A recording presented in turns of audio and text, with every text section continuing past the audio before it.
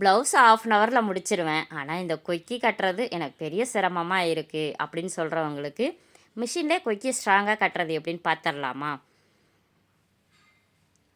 2.5 inch நம்ம துணியை cut பண்ணி நல்ல பக்கமாக வச்சு ஸ்ட்ரைட்டாக நம்ம ஒரு தையல் போட்டு எடுத்துக்கலாம்.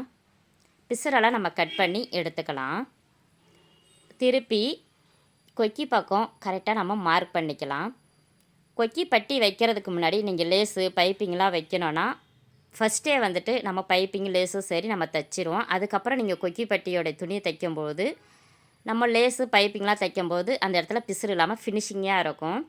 கொக்கிக்கு மார்க் பண்ணிவிட்டு 3 இன்ச்சு அளவுக்கு திரும்பவும் இன்னும் ஒரு துணியை நம்ம கட் பண்ணி எடுத்துகிட்டு அது 2ஆக மடித்து ஒரு 1/4 இன்ச்சு கேப் விட்டு நம்ம தையல் போட்டுட்டு கொக்கிக்கு மார்க் பண்ணுற இடத்துல சின்னதாக ஒரு ரஃப்பான தையலை போட்டுட்டு கொஞ்சம் கேப் போட்டு அடுத்தது ரஃப்பான தையல் போட்டிங்கன்னா அந்த நடுவில் கொஞ்சமாக கேப் இருக்கும். அதே மாதிரி நம்ம 5 கொக்கிக்குமே அதே போலவே தைச்சிக்கலாம். நல்லா கவனமாக கேளுங்க.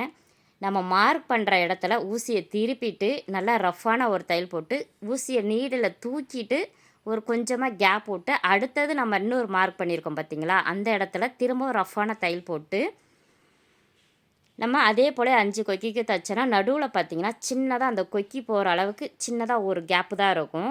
சின்னதாக தான் இருக்கணும் கேப்பு. பெருசாக இருந்திங்கன்னா ஊக்கு வந்துட்டு அப்பப்போ லூஸ் ஆகிடும்.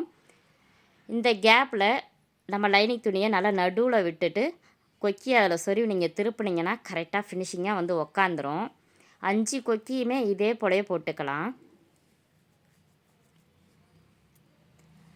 எப்பவும் போல் நம்ம கொக்கி காஜா எப்படி நம்ம தைக்கிறோமோ அதே போல தான் நம்ம கொக்கி ஃபுல்லாகவே 5 கொக்கி மாட்டி விட்டுட்டு நம்ம பிசுறு இல்லாமல் உள்ளே கொடுத்து மடித்து நல்லா தைச்சோன்னா அந்த கொக்கி மேலே வந்துடும். ஃபஸ்ட்டு ஒரு தையல் போட்டுக்கலாம். அதுக்கப்புறம் திரும்பவும் மேலே வந்துட்டு இன்னொரு தையல் போட்டிங்கன்னா கொக்கி கொஞ்சம் கூட நவராது, நல்லா ஸ்ட்ராங்காக இருக்கும்.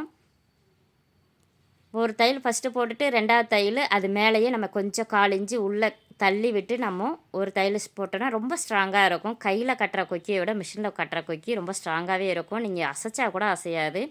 யாருக்கெல்லாம் இந்த வீடியோ பிடிச்சிருக்கோ கமெண்ட் பண்ணுங்கள். இந்த மெத்தடில் நீங்களும் ட்ரை பண்ணி பாருங்கள், ஈஸியாக இருக்கும்.